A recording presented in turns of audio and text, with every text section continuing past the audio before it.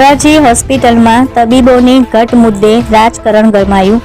ધોરાજી સરકારી હોસ્પિટલમાં કુલ 66 જગ્યા સામે 38 જગ્યાઓ ખાલી।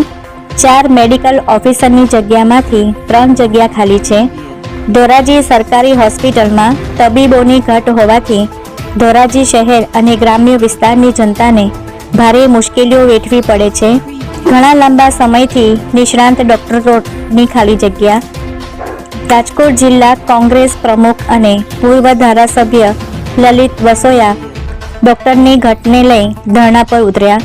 વર્તમાન ધારાસભ્ય મહેન્દ્ર પાડલિયા અને પૂર્વ ધારાસભ્ય લલિત વસોયા સામસામે આવી ગયા હતા। પૂર્વ ધારાસભ્ય લલિત વસોયાએ વળતો જવાબ આપતા કહ્યું કે હોસ્પિટલ અંગે રાજકારણ ન રમવું હોય। જિલ્લા કોંગ્રેસ પ્રમુખ લલિત વસોયા ગેલેક્સી ચોક ખાતે મોટી સંખ્યામાં લોકો સાથે ધરણા પર બેઠા।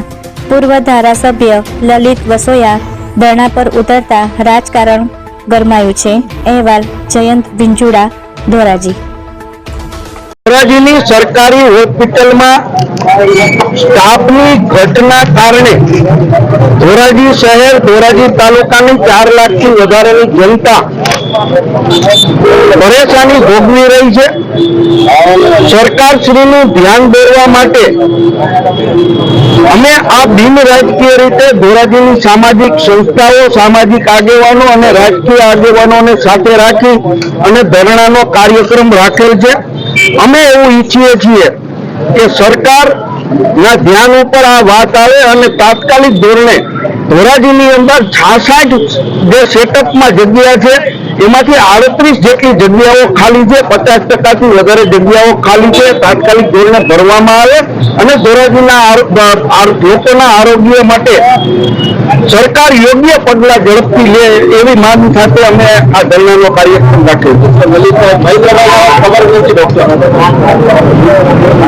ધોરાજીના ધારાસભ્ય શ્રી 4 દિવસ પહેલા આપ સૌ મીડિયાના મિત્રોને પત્રની કોપી આપે છે અને મીડિયા સામે કહે છે કે ધોરાજીની અંદર જે સ્ટાફની ઘટ છે એ ભરતી કરવા માટેની પ્રક્રિયા ચાલુ છે અને જ્યારે આ પ્રક્રિયા પૂર્ણ થશે ત્યારે સ્ટાફની ભરતી કરી દેવામાં આવશે। 2 દિવસ પછી ફરી આપ સૌ મીડિયા સામે જે કહે છે કે ધોરાજીની અંદર સ્ટાફની કે ડોક્ટરની અછત નથી। 2 દિવસમાં જ નિવેદન ફરે છે અને ક્યાંક મને એવું લાગે છે કે ધોરાજીની સિવિલ હોસ્પિટલમાં મનોરોગના, માનસિક રોગના ડોક્ટરની નિમણૂક તાત્કાલિક ધોરણે કરવી જોઈએ અને તેની સારવાર ધોરાજીના ધારાસભ્યની કરવી જોઈએ।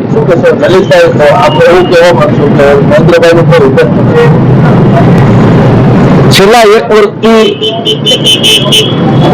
ધોરાજી સરકારી હોસ્પિટલમાં 50%થી વધારે જગ્યાઓ ખાલી છે।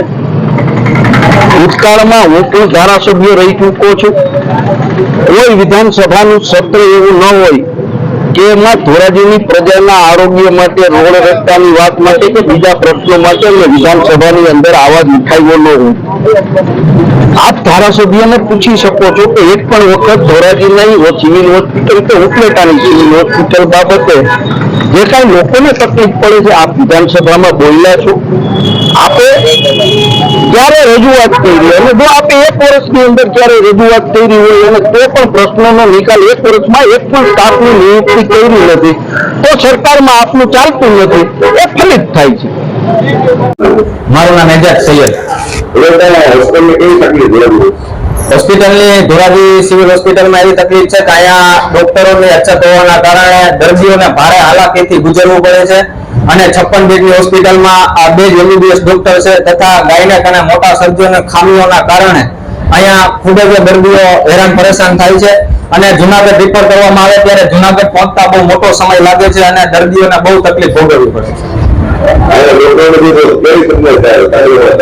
તકલીફો એટલે દર્દીઓને ધક્કા ખાવા પડે છે અને જુનાગઢ રડિયાપાટી કરવી પડે છે અને દર્દીઓ ખૂબ જ અત્યંત મુશ્કેલી સામાન્ય પરિવારને બહુ ભોગવવી પડે છે। અમારી માંગણી છે કે જલ્દથી જલ્દ ડોક્ટરોને અને તથા સારી સુવિધાઓ પૂરી પાડવામાં આવે ધોરાજી સિવિલ હોસ્પિટલ ખાતે।